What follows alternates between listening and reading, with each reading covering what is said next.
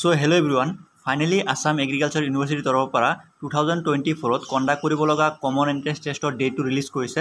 কিমান তাৰিখে এক্সাম হ'ব আৰু কিমান তাৰিখে এডমিট কাৰ্ড ৰিলিজ কৰিব, প্লেস প্ৰিফাৰেন্স কেতিয়া ৰিলিজ হ'ব আৰু কাৰেকশ্যন উইন্ডো ওপেন হ'ব নে নাই। আজিৰ ভিডিঅ'ত আমি সম্পূৰ্ণ কথাখিনি আলোচনা কৰিম। সো ভিডিঅ'টো স্কিপ নকৰাকৈ সম্পূৰ্ণ চাবলৈ চেষ্টা কৰিবা। আৰু যদি চেনেলটো এতিয়ালৈ সাবস্ক্ৰাইব কৰা নাই দেন চেনেলটো সাবস্ক্ৰাইব কৰি পেলাই বেল আইকনটো দবাই ৰাখিবা, কাৰণ আসাম এগ্ৰিকালচাৰ ইউনিভাৰ্চিটিৰ পৰা যিকোনো আপডেট আহিলে আমাৰ চেনেলৰ পৰা সঠিককৈ দিয়াৰ কাৰণে চেষ্টা কৰা হয়। সো বলা আজি পলম নকৰিবা আমাৰ ভিডিঅ'টো আৰম্ভ কৰোঁ।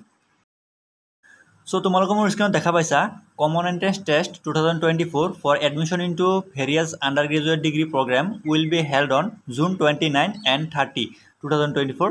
Admit cards will be issued in due course of time. So, তোমালোকৰ যোনটো AUCTUG হেতু 29 জুনত কণ্ডাক্ট কৰিব আৰু কিছুমানৰ 30 জুনত কণ্ডাক্ট কৰিব আৰু দুদিনৰ ভিতৰত চাৰিটা ফেজ থাকে, মৰ্নিং শিফট, ইভিনিং শিফট।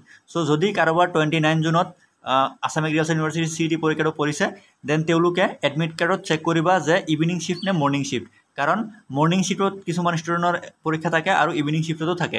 আৰু যদি কিছুমানৰ 30 জুনত এক্সামটো থাকে দেন হেতু তোমালোকে শিফটটো চেক কৰিবা মৰ্নিং শিফট নে ইভিনিং শিফট। সো এতিয়া কথাটো হ'ল যে যদি 29 আৰু 30 জুনত এক্সামটো কণ্ডাক্ট কৰে দেন এডমিট কাৰ্ডটো কোন তাৰিখে ৰিলিজ কৰিব। সো বেসিক্যালি এডমিট কাৰ্ডটো এক্সামৰ 3 দিন বা 4 দিন আগত ৰিলিজ কৰে।